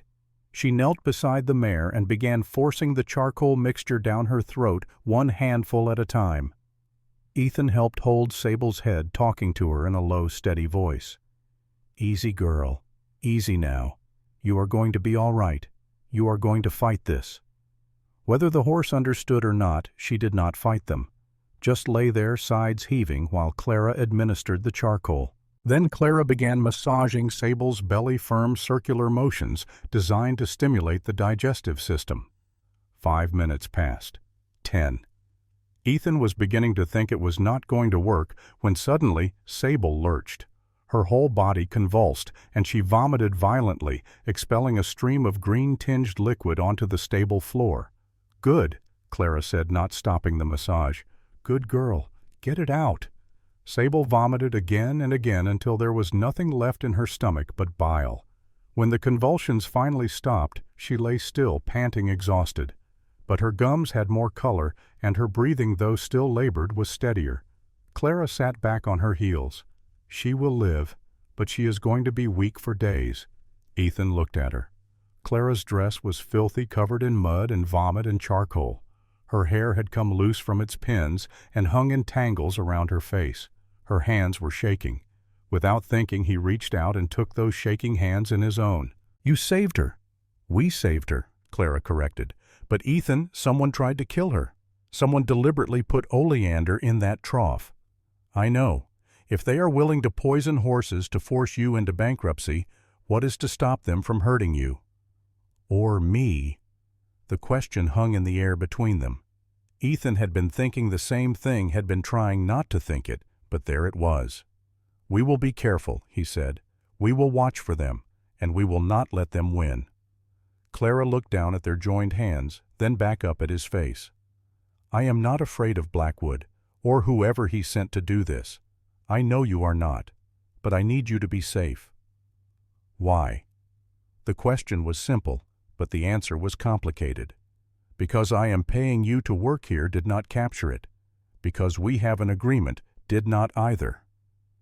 The real answer was something Ethan was not ready to say aloud, something he was barely ready to admit to himself. "Because I need you," he said finally. "The horses need you. This place needs you." It was not the whole truth, but it was truth enough for now. Clara squeezed his hands once, then let go. "We should stay out here tonight. Take turns keeping watch." Ethan nodded. "I will take first watch. You get some rest. Wake me in 4 hours." They made a camp of sorts in the stable. Ethan dragged in a chair from the house while Clara brought blankets. They positioned themselves where they could see all the stalls and the stable doors. If anyone tried to come back to finish what they had started, they would see them. The night was long. Ethan sat in the chair watching the darkness beyond the stable doors, listening to every sound. The wind in the grass, an owl calling somewhere to the north, the soft breathing of horses, some of them finally sleeping peacefully for the first time in weeks. Clara had curled up on a blanket in the corner, but Ethan could tell she was not sleeping. Her breathing was too measured, too careful. She was listening too. Around 2 in the morning she spoke into the darkness. "Ethan." "Yes. When this is over, when the horses are well and the 7 days are up, what happens then?" Ethan thought about the question. What happens then? He would owe Blackwood $800 he still did not have. The ranch would still be failing. and Clara would still be here bound to him by a promise made through letters but not yet fulfilled in law or church. "I do not know," he admitted. "What do you want to happen?" "I want to stay." Clara's voice was quiet but firm, not because of the advertisement or the agreement, but because I want to. Ethan felt something shift in his chest, like a door opening that he had kept locked for 7 years. "Why?" "Because for the first time since my grandmother died, I feel like I have a purpose. Because these horses need me, and this land needs me, and you—" She trailed off. "And me. And you need someone who will stand with you when things get hard. Someone who will not run when the fight comes to your door." Ethan thought about that. About Maggie, who had died before they could face any real hardship together. About the years he had spent alone, convinced he was better off that way. About the woman who had stepped off a train 3 days ago and immediately started saving everything he loved. "I do need that," he said, "and I think you might be the only person stubborn enough to do it." He heard Clara laugh softly in the darkness. "I will take that as a compliment." It was meant as one. They fell silent after that, but it was a different kind of silence than before, warmer somehow, more certain. When dawn finally came pale and cool, both of them were still awake. They had heard nothing unusual all night. No footsteps, no sounds of anyone approaching the stable. Whoever had poisoned the water had not returned, but the message was clear. This was not over. Someone wanted Ethan to fail, wanted the horses to die, and they were willing to do whatever it took to make that happen. Clara stood and stretched, wincing as her back protested. "I am going to make coffee. I will check on Sable." The mare was standing when Ethan entered her stall, weak, shaky, but standing. She looked at him with those large dark eyes, and he could have sworn he saw recognition there. Gratitude, even. "You are a fighter," he told her. "Just like the woman who saved you." When he returned to the house, Clara had coffee ready and was already mixing the morning dose of medicine. They worked in silence, both exhausted, but neither willing to stop. There were still 6 days left in the observation period. 6 days to keep every horse alive. 6 days to prove that Clara's medicine worked, that Blackwood was wrong, that they could win this fight. But first they had to survive the night, and every night after knowing that someone out there wanted them to fail. Ethan looked at Clara across the kitchen, at the determination in her eyes, the set of her jaw. Whatever was coming, they would face it together. And maybe, just maybe, that would be enough. The next morning, Clara made a decision that would change everything. She needed supplies from town fabric for straining the medicine and salt to preserve what they could not use immediately. Ethan wanted to go with her, but they both knew he could not leave the ranch. Not with the horses still recovering, not with the observation period hanging over them like a blade. So Clara went alone. She took the wagon, the old mare pulling steady and slow down the rutted road toward Clearwater. The morning was already hot, the sun climbing fast in that pale blue sky. Clara had changed into her better dress, the calico, and pinned her hair up carefully. First impressions mattered, and she was about to walk into a town that had probably already heard about the stranger staying at Ethan Cross's ranch. Clearwater looked smaller in daylight than it had from the train platform. Main Street stretched barely a quarter mile, the buildings sun-bleached and dusty. Clara tied the mare outside Whitmore's general store and took a breath before going in. The bell above the door chimed as she entered. The store was dim after the brightness outside, and it took Clara's eyes a moment to adjust. Shelves lined the walls, packed with everything from flour to fabric to farming tools. A long counter ran along the back wall, and behind it stood a woman in her late 40s, watching Clara with sharp, assessing eyes. Mrs. Adelaide Whitmore. Clara recognized her from the rigid posture, the expensive dress that seemed out of place in this frontier town, the way she held herself like she owned not just the store, but everything in it. "Good morning," Clara said, keeping her voice pleasant. "I need to purchase some cheesecloth and salt." Mrs. Whitmore did not move from behind the counter. "So you are the witch from the East." The words hung in the air. Clara felt every eye in the store turn toward her. She had not noticed the other customers when she entered, but now she saw them. 2 women examining bolts of fabric, an old man by the seed display, a younger woman, maybe 20, pretending to look at canned goods but listening intently. "I am Clara Brennan," Clara said evenly. "Ethan Cross's intended wife. Not wife yet," Mrs. Whitmore said, her voice carrying to every corner of the store. "Just some stranger who showed up and now horses are dying." The woman by the fabric spoke up. "I heard she uses potions and spells. My husband said Dr. Blackwood warned about her," the woman by the canned goods added. Mrs. Whitmore leaned forward, her hands flat on the counter. "We do not need your kind here, Miss Brennan. Go back to Philadelphia before you poison the whole valley." Clara felt anger rise in her chest, hot and familiar. She had heard this before in different words from different people. The accusations when she challenged Hartwell. The whispers when she walked down Philadelphia streets after he destroyed her reputation. Always the same message underneath. Women like you should know their place, should stay quiet, should not question men who know better. But Clara was done staying quiet. She set her coins on the counter with deliberate care. Then she turned to face the room, making eye contact with each person watching. "My grandmother saved 47 people during the cholera outbreak in Pennsylvania, 1873. She used no magic, no witchcraft, just knowledge passed down through 4 generations of women who understood that healing comes from the earth, not from bottles with fancy labels. She never charged a single penny for her help, never turned anyone away no matter what they called her." Clara paused, letting the words settle. "And if that makes her a witch, then I am proud to be one too." She picked up her coins and walked out, leaving the door open behind her. The bell chimed again, discordant and sharp. Outside, Clara leaned against the wagon, breathing hard. Her hands were shaking not from fear, but from the effort of holding back everything else she wanted to say. She had learned the hard way that sometimes silence was stronger than speech, that walking away with dignity beat staying to fight losing battles. Miss Clara looked up. The young woman from the store stood a few feet away, wringing her hands. She was pretty, with strawberry blonde hair and freckles across her nose. "My name is Emma Murphy. My uncle is Jack Murphy. He lives north of here." Clara waited, saying nothing. "He told me what you did for his calf," Emma continued, "how you saved her when the veterinarian said there was nothing to be done." She took a step closer, lowering her voice.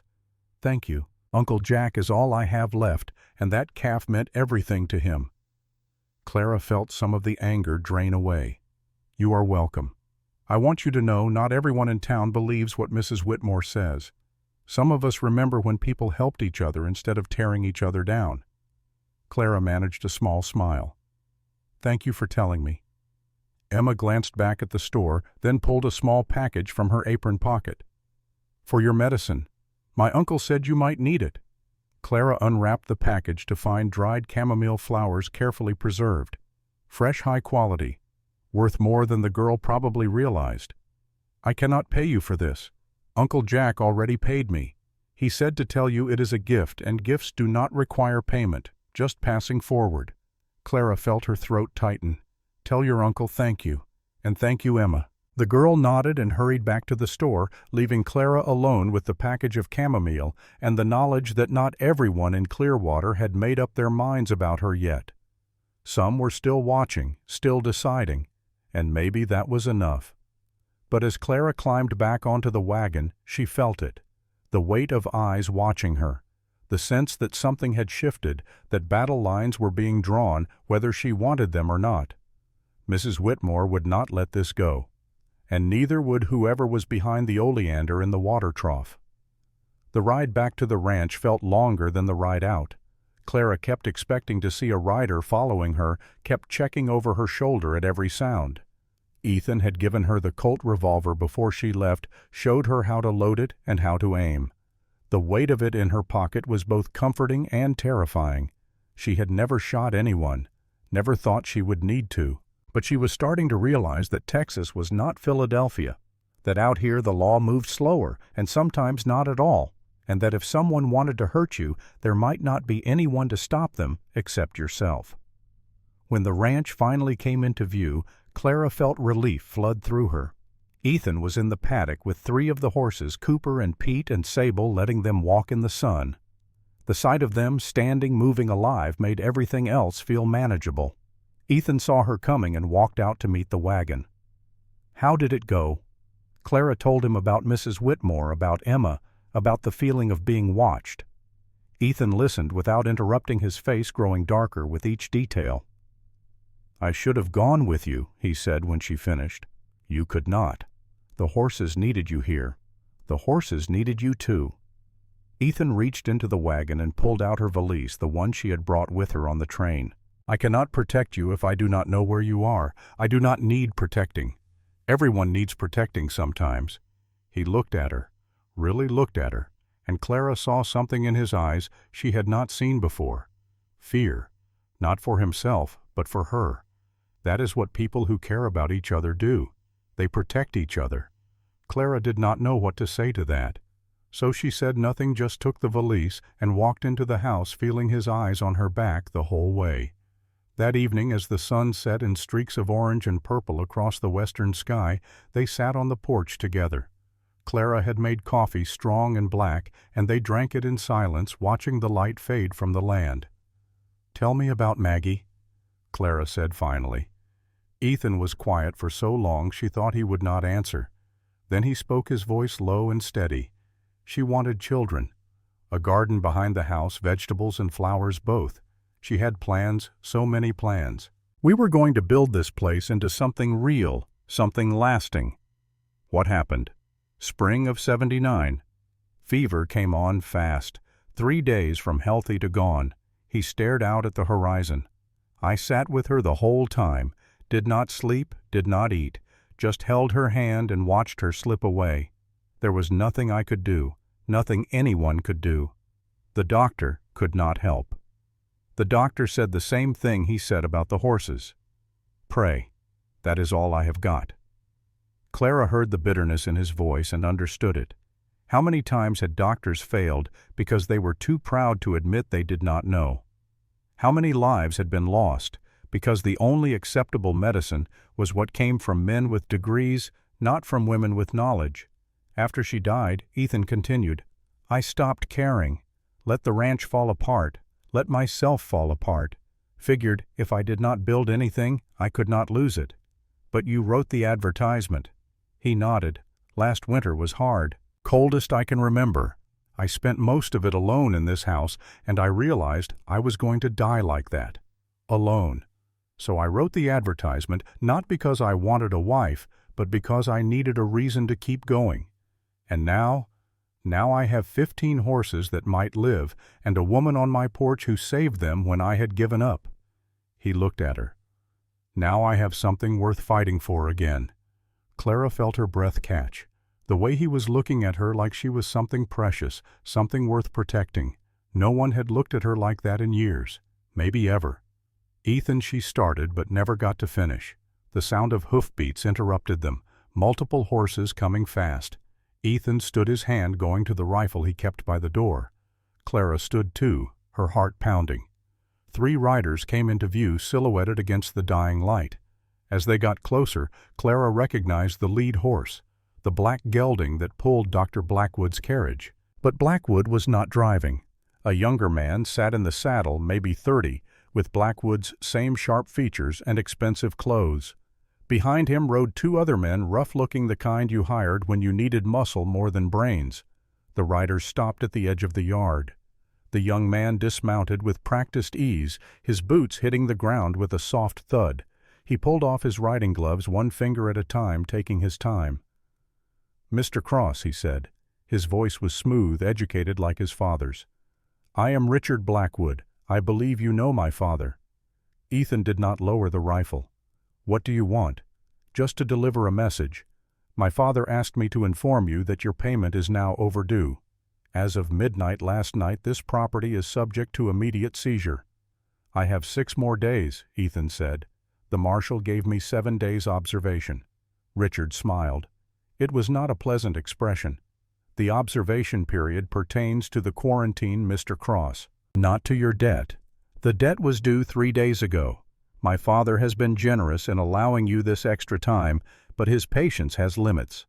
He pulled a document from his jacket and held it up. "Signed by Judge Morrison this morning. We are here to take possession of the property effective immediately." You have until dawn tomorrow to vacate." Clara felt ice form in her stomach. This was it. This was Blackwood's final move. He had waited until they thought they were safe, until the horses were recovering and the observation period was nearly over. And then he struck, using the law itself as a weapon. "Wait," Clara said, stepping forward. "What if we can pay?" Richard's eyes shifted to her, assessing, calculating. "And you are Clara Brennan, Mr. Cross's intended." "I see." Richard's smile widened. "Well, Miss Brennan, if you can produce $800 plus accrued interest by dawn, then of course the property would remain in Mr. Cross's possession." "Can you produce that amount?" Clara's mind raced. The horses. Healthy horses were worth money if she could sell them quickly to the right buyer. The horses, she said, 13 of them fully recovered, worth at least $1,500 to the right buyer. Recovered? Richard laughed. Those diseased animals, even if they appear healthy now, who would risk buying horses that were sick? "They are not sick anymore," Clara insisted. "I treated them. They are completely recovered, with folk medicine and superstition." Richard shook his head. "I am afraid no reputable buyer would accept your word for that, Miss Brennan, especially given your history." Clara felt cold spread through her. "Your father told you about Philadelphia. My father is a thorough man. He always researches his business associates and those who interfere with his business." Ethan stepped forward, putting himself between Clara and Richard. "Get off my property, our property as of dawn tomorrow." Richard pulled his gloves back on. "I suggest you use the remaining hours to pack your belongings. The men I leave here will ensure nothing is damaged or stolen. You are leaving men here, just a precaution. We would not want any unfortunate accidents to befall the property before the transfer is complete." The two rough men dismounted. One of them, a big man with a scar across his cheek, grinned at Ethan. "Don't worry, friend. We will take good care of the place." Ethan raised the rifle. "I said get off my property." Richard did not flinch. "Are you threatening me, Mr. Cross? In front of witnesses? Because I should tell you threatening a legal officer performing his duties is a crime. The marshal would be very interested to hear about it." Ethan's finger tightened on the trigger, and for a moment Clara thought he might actually fire. But then his shoulders sagged, and he lowered the rifle. "Dawn," Richard said. Then he mounted his horse and rode away, leaving the two men standing in the yard. Clara watched them walk to the stable, talking and laughing like they owned the place already, because in a few hours they would. She turned to Ethan. "There has to be something we can do." But Ethan was not looking at her. He was looking at the horizon where the last light was fading to darkness. His face was empty, defeated. The same look she had seen in the stable that first morning when he thought he had lost everything. "Ethan," Clara said again more urgently, "we can fight this." "How?" He finally looked at her. "I do not have the money." "You heard him. No one will buy the horses. It is over, Clara. It was over before you even got here. Number?" Clara grabbed his arm, forcing him to meet her eyes. "It is not over. I did not come 1,500 miles and save 12 horses just to watch you give up now. What do you want me to do, fight? The same way we fought the fever. The same way we fought whoever poisoned Sable. We find a way. There is no way. Then we make one." Clara pulled him into the house, her mind already working through possibilities. The horses were the key. They had to be. If she could prove they were healthy, truly healthy, she could find a buyer. She had sent a telegram before leaving Philadelphia to an old colleague who had gone west to work at the Texas Livestock Exchange in San Antonio. If anyone would believe her, would trust her judgment about the horse's health, it would be him. But San Antonio was 3 days' ride. She did not have 3 days. She had until dawn, unless... Clara pulled out her grandmother's book and flipped through the pages, looking for something she had seen before, something she had not thought about until now. There. A notation in the margin written in different ink, added later. Below the recipe for summer fever treatment, her grandmother had written a single line. Showed this to Dr. Reynolds at Philadelphia Hospital. He confirmed efficacy. Prescribed to 3 patients. All survived. Dr. Reynolds. Clara remembered him vaguely from her childhood, an old man who had been friends with her grandmother, one of the few doctors who respected folk medicine instead of dismissing it. He had retired to Texas, she remembered hearing, moved to Austin to be near his daughter. Austin was only a day's ride from San Antonio. Ethan, Clara said slowly, "Do you have any money at all? Any savings? $20. Maybe 30 if I sell my father's watch. And the horses. If we could get them to San Antonio to the livestock exchange, what could we get for them? If they are healthy, $125 each, maybe more for the breeding stock. But the exchange is 3 days from here, and we cannot move the horses during quarantine. What if the quarantine was lifted early?" The marshal said 7 days. What if we had proof the horses were healthy? Medical proof from a doctor. Blackwood would never sign off on that. Not Blackwood. Someone else. Someone with credentials Blackwood could not dispute. Who? Clara looked at the notation in her grandmother's book. Dr. Reynolds. He is in Austin. If I can get him to come here to examine the horses and certify they are healthy, the marshal would have to lift the quarantine. Austin is 2 days from here. You do not have 2 days. Then I ride through the night. Ethan stared at her. You are talking about riding alone in the dark across country. You do not know to find a man who might not even remember your grandmother. Yes. It is too dangerous. It is our only chance. Ethan shook his head. I will not let you risk your life for my ranch. It is not just your ranch anymore. Clara met his eyes. And I am not asking permission. She was already moving, pulling her traveling cloak from the bedroom, checking the revolver Ethan had given her. She wrapped bread and cheese in a cloth, filled a canteen with water, every movement precise, determined, allowing no room for doubt. Ethan caught her arm as she headed for the door. Clara, wait. She turned. His face was anguished, torn between letting her go and holding her back. If something happens to you, he said quietly, I will never forgive myself. Then make sure something does not happen. Keep those men away from the horses. Keep the ranch safe until I get back. And if you cannot find Reynolds, if he will not come, then we lose. But at least we will lose knowing we tried everything. Ethan was silent for a long moment. Then he pulled her close, wrapping his arms around her in a brief, tight embrace. Be careful. Always. Clara saddled the strongest mare, the one they had been saving for emergencies. This qualified. She swung up into the saddle, adjusting her skirts, checking that the revolver was secure in her pocket and the money Ethan had given her was safe in her bodice. The 2 men Blackwood had left were still in the stable. One of them saw her mounting up and called out, Where do you think you are going? Clara did not answer. She just kicked the mare into a gallop and rode out, leaning low over the horse's neck, feeling the wind tear at her hair and clothes. Behind her she heard shouting, heard horses being saddled. But she had a head start, and she knew where she was going.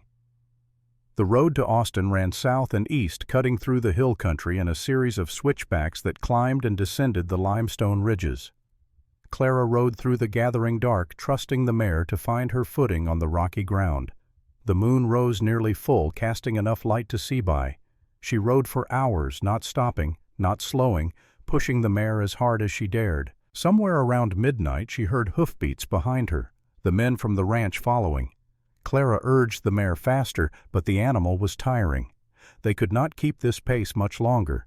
The road narrowed, running along a ridge with steep drops on either side. Clara risked a glance back and saw 2 riders closer than she wanted gaining ground. Then the mare stumbled. It was not a bad stumble, just a missed step on loose rock, but it was enough to slow them down. The riders were almost on top of her now. Clara could hear their voices calling for her to stop. She did not stop. She leaned forward, whispering encouragement to the mare, begging for just a little more speed, a little more distance. The road curved ahead, disappearing around a boulder.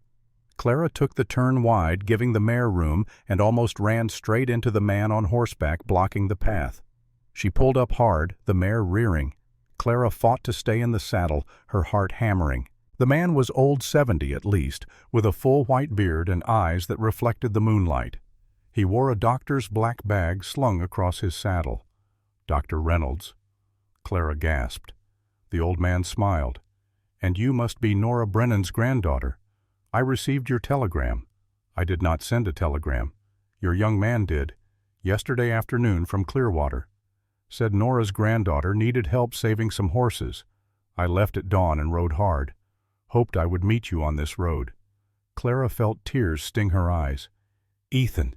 He had sent the telegram, had found a way to reach Reynolds, had given her the backup she needed. The two riders came around the bend behind her and pulled up short when they saw Reynolds. "Problem, gentlemen?" Reynolds asked mildly. "This woman stole that horse," the scarred man said. "Did she now?" Reynolds looked at Clara. "Did you steal this horse, miss?" "No, sir. She is mine. Mine and Mr. Cross's." "And who might these gentlemen be?" "Men hired by Dr. Blackwood to intimidate us off our property." Reynolds' expression hardened. "Vernon Blackwood. I should have known." He turned to the two men. "I suggest you ride back and tell Vernon that if he continues to harass this young woman, I will personally file a complaint with the Texas Medical Board about his treatment methods, or lack thereof. You cannot tell us what to do, old man." Reynolds pulled back his coat, revealing a tin star pinned to his vest. "I am also the county medical examiner, which means I can tell you exactly what to do. Now ride on before I decide you are interfering with official business." The men looked at each other, clearly not expecting this. Finally, they turned their horses and rode back the way they had come. Reynolds watched them go, then looked at Clara. "Now then, I understand you have some horses that need examining?" They rode back together, arriving at the ranch just as the first gray light of dawn touched the eastern sky. Ethan was waiting on the porch, the rifle across his knees. When he saw Clara, relief washed over his face so completely it made her heart ache. "You are all right," he said, standing. "I am fine, and I brought help."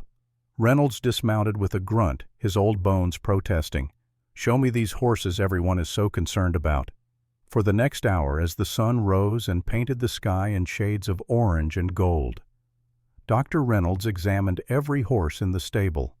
He checked temperatures, listened to breathing, examined eyes and gums and the condition of their coats. He asked detailed questions about symptoms, about treatment, about Clara's medicine. Finally, he straightened up and turned to face them both. "These horses are completely healthy. Whatever illness they had, it is gone. The treatment was effective." "You can certify that?" Clara asked. "Not only can I certify it, I will write a full report documenting Miss Brennan's treatment methods and their efficacy. This is remarkable work. Folk medicine at its finest." He pulled out paper and pen from his medical bag and began writing, his handwriting surprisingly steady for a man his age. When he finished, he signed with a flourish and handed the document to Ethan. This should be sufficient to end the quarantine immediately.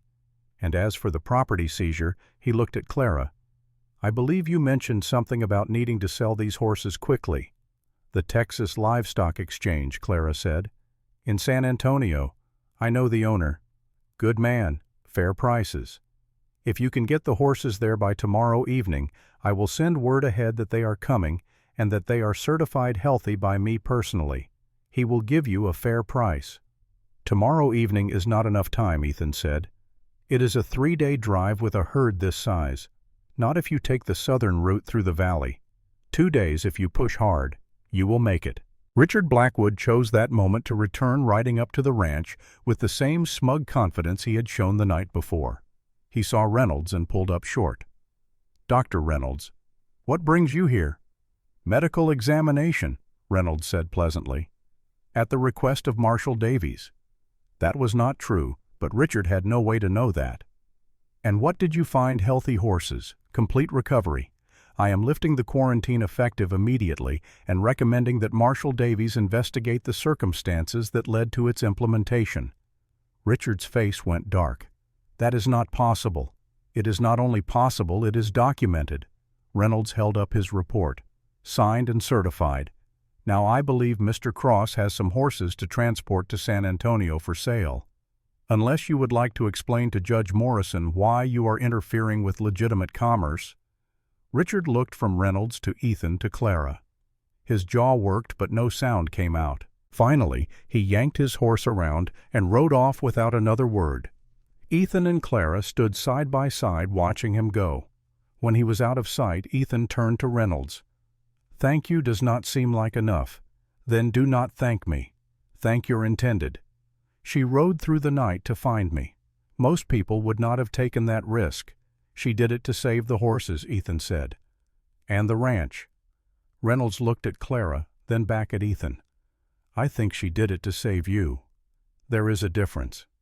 He mounted his horse with some difficulty, settling into the saddle with a sigh. Get those animals to San Antonio. Sell them for what they are worth. And when you have done that, come back here and marry this woman properly. She has more than earned it. He rode off, leaving Ethan and Clara alone in the yard as the sun climbed higher and the day grew warm. We need to move fast, Clara said. If we are going to make San Antonio in 2 days. About that, Ethan said slowly. The horses are worth more if we can prove they were sick and recovered. It shows they have strong constitutions, good breeding. But to prove that, we need witnesses, people who saw them at their worst and can testify to their recovery. Who did you have in mind? Ethan smiled. I think it is time we paid a visit to Mrs. Whitmore. The town meeting was called for noon. Marshal Davies presided, looking less than pleased to be there. The small church was packed with every rancher and farmer in the valley, all of them talking at once about the quarantine, about Ethan's horses, about Clara and her folk medicine. Mrs. Whitmore sat in the front row, her face set in disapproving lines. Dr. Blackwood sat beside her, his expression carefully neutral, but his eyes burning with barely controlled fury. Ethan stood at the front of the church with Clara beside him. In his hands he held Dr. Reynolds' certification. Marshal Davies called the meeting to order with 3 sharp raps of his gavel. We are here to discuss the quarantine on the Cross Ranch and Dr. Blackwood's concerns about the spread of disease. Dr. Reynolds has submitted a report certifying that the horses are healthy. Dr. Blackwood, you wish to contest this finding? Blackwood stood. Marshal, with all due respect to Dr. Reynolds, I have grave concerns about the methods used to treat these animals. Folk medicine has no scientific basis. We cannot allow superstition to guide public health decisions. Before Davies could respond, old Jack Murphy stood up from the back of the room. If I may. Marshal. Go ahead, Jack. Murphy walked to the front, his weathered face serious. 3 weeks ago my calf took sick. Could not stand, would not eat. Dr. Blackwood came to look at her, said she would not make it through the week. Told me to prepare for the loss. That is correct, Blackwood said. The animal was too far gone. Except she was not, Murphy said. Miss Brennan came to my place the day after. She used the same medicine she used on Mr. Cross's horses. Chamomile and honey, she said. Simple things. That calf is healthy now. Gaining weight, walking fine. Saved my livelihood, she did. Murmurs ran through the crowd. Emma Murphy stood up next. My uncle told me how she worked.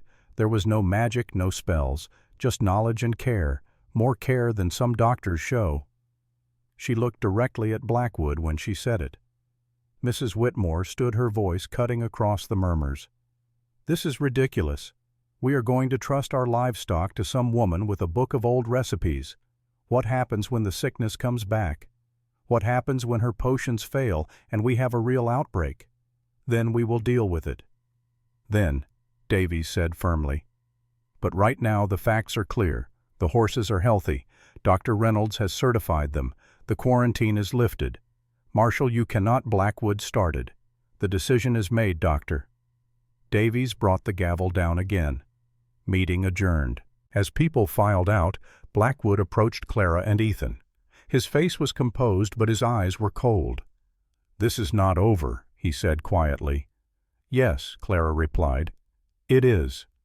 She turned and walked out, Ethan beside her. They had 2 days to get the horses to San Antonio, 2 days to sell them and pay off the debt, 2 days to save everything. But they had won this battle, and that was enough for now. The drive to San Antonio was brutal. 13 horses, 2 days pushing hard from dawn to well past dark. Clara and Ethan took turns riding point and bringing up the rear, keeping the herd together, guiding them through the valley route Reynolds had suggested.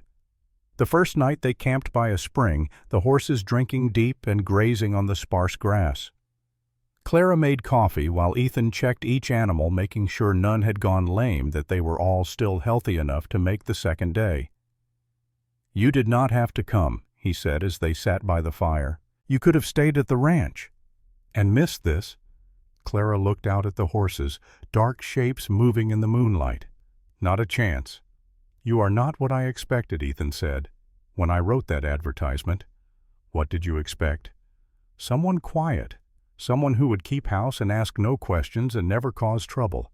And instead you got me. Instead I got you. He smiled. Best mistake I ever made. It was not a mistake. No, I suppose it was not. They reached the livestock exchange just before sunset on the second day. The owner, a man named Thompson, met them at the gates. He had Reynolds's telegram and had already prepared the paperwork. The examination took an hour. Thompson went over each horse, carefully checking everything Reynolds had checked and more. When he finished, he named his price. $150 per head, $1,950 total. It was more than Clara had hoped for. Enough to pay Blackwood, pay off the debt, and have money left over to start rebuilding. Sold, Ethan said. They signed the papers as the sun set, painting the sky in brilliant reds and oranges. Thompson handed Ethan a bank draft, and just like that it was done.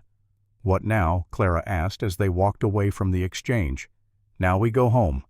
Ethan looked at the draft, then at her. And we figure out what comes next. They stayed the night in San Antonio in a modest hotel near the exchange. 2 rooms proper and respectable, though Ethan walked Clara to her door and lingered there like he did not quite want to say good night. Thank you, he said finally. For everything. For the horses. For the ranch. For not giving up when I wanted to. I told you. We do not give up. Either of us. He reached out and took her hand. Clara. I told you once that I needed you, that this place needed you, but that was not the whole truth. The truth is, I love you, not because you saved my horses, but because you showed me how to fight again, how to hope again. Clara felt warmth spread through her chest, the words she had been afraid to hope for spoken plainly under a Texas sky. I love you too, she said, for all the same reasons, and because you let me be who I am. Clara squeezed his hand. I would like that too. They rode back to the ranch the next morning, taking their time, no longer racing against deadlines or fighting battles. Just 2 people on horseback crossing land that was starting to feel like home. When they arrived, they found a surprise waiting. Ethan's debts had been transferred, not to Blackwood, but to the First Bank of Clearwater. And the bank had extended the terms, giving Ethan 5 years to repay at a much lower interest rate. Marshal Davies met them at the ranch to explain.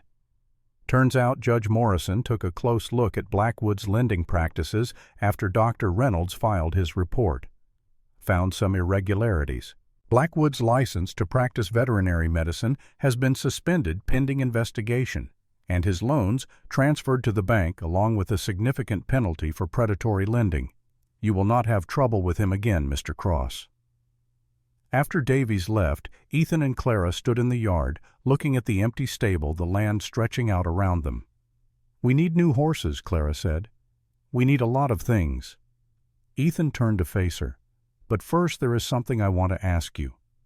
He reached into his pocket and pulled out a simple gold band.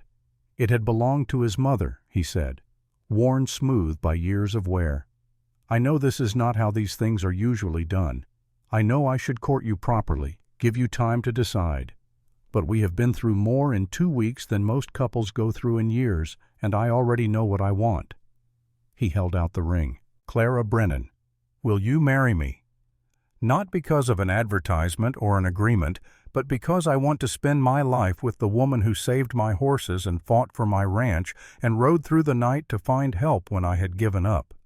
Clara looked at the ring, at Ethan's face, at the ranch spread out around them, this place that had been dying when she arrived and was now slowly coming back to life. Yes, she said simply. Ethan slipped the ring onto her finger. It fit perfectly. They were married the next Sunday in the small church in Clearwater with Marshal Davies as witness and Emma Murphy as Clara's attendant.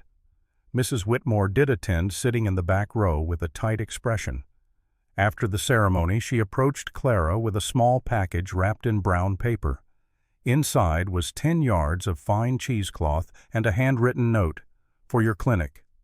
My husband's gout improved after I asked Dr. Reynolds about willow bark tea. He spoke highly of your methods. I was wrong to judge you." Clara nodded, accepting the apology without words. Some wounds healed slowly, but they healed. After the ceremony, they returned to the ranch, not to a grand celebration, but to the quiet work of building a life. Ethan started repairs on the stable while Clara planted a garden behind the house, vegetables and herbs, both things they would need for the medicine she planned to keep making. Because word had spread about the horses, about Clara's treatment, about how she had saved lives when the doctor had given up. People started coming to the ranch, farmers with sick calves, mothers with feverish children, old men with aches that would not quit. Clara treated them all, charging nothing but accepting whatever they could offer: chickens, eggs, fresh vegetables, firewood, the community taking care of its own the way communities used to before everything became about money and profit. 6 months later, the ranch was thriving again. They had bought 6 new horses, young and strong, the beginning of a new herd. The garden flourished, providing both food and medicine. And the small shed behind the kitchen had been converted into a proper clinic with shelves for Clara's jars and bottles, a workbench for preparing remedies, and a sign outside that read, "Cross Creek Healing." Emma Murphy had become Clara's apprentice, learning the old knowledge, helping with patients, asking endless questions. She was a natural healer, Clara thought, patient and curious and unafraid of hard work. One evening in January, as snow began to fall, rare for the hill country, Ethan and Clara sat on the porch with blankets wrapped around their shoulders, watching the white flakes drift down. "Do you ever regret it?" Ethan asked. "Leaving Philadelphia. Coming here, never." Clara leaned against his shoulder. "Not once. Even when Blackwood tried to destroy us, especially then. It showed me what I am capable of, what we are capable of together." They sat in comfortable silence, watching the snow transform the brown landscape into something magical and new. In the stable, the horses were warm and safe. In the clinic, jars of medicine waited for whoever might need them next. And in the house behind them, a fire burned in the hearth, keeping back the cold. 6 months had passed since that summer when everything nearly fell apart. 6 months of building, healing, growing.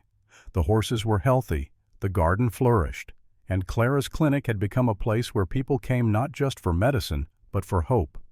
Ethan and Clara had learned something that summer: that healing takes time, that trust is built through action, not words, and that sometimes the best things in life come from the moments when we stop trying to control everything and simply do what needs to be done. This is their story, a quiet story, the kind that does not shout or demand attention, but the kind that matters most, because in the end, it is not the grand gestures that change lives. It is the small acts of courage repeated day after day that build something worth keeping, and that is what roots do. They grow deep, they hold strong, and they give life to everything that comes after.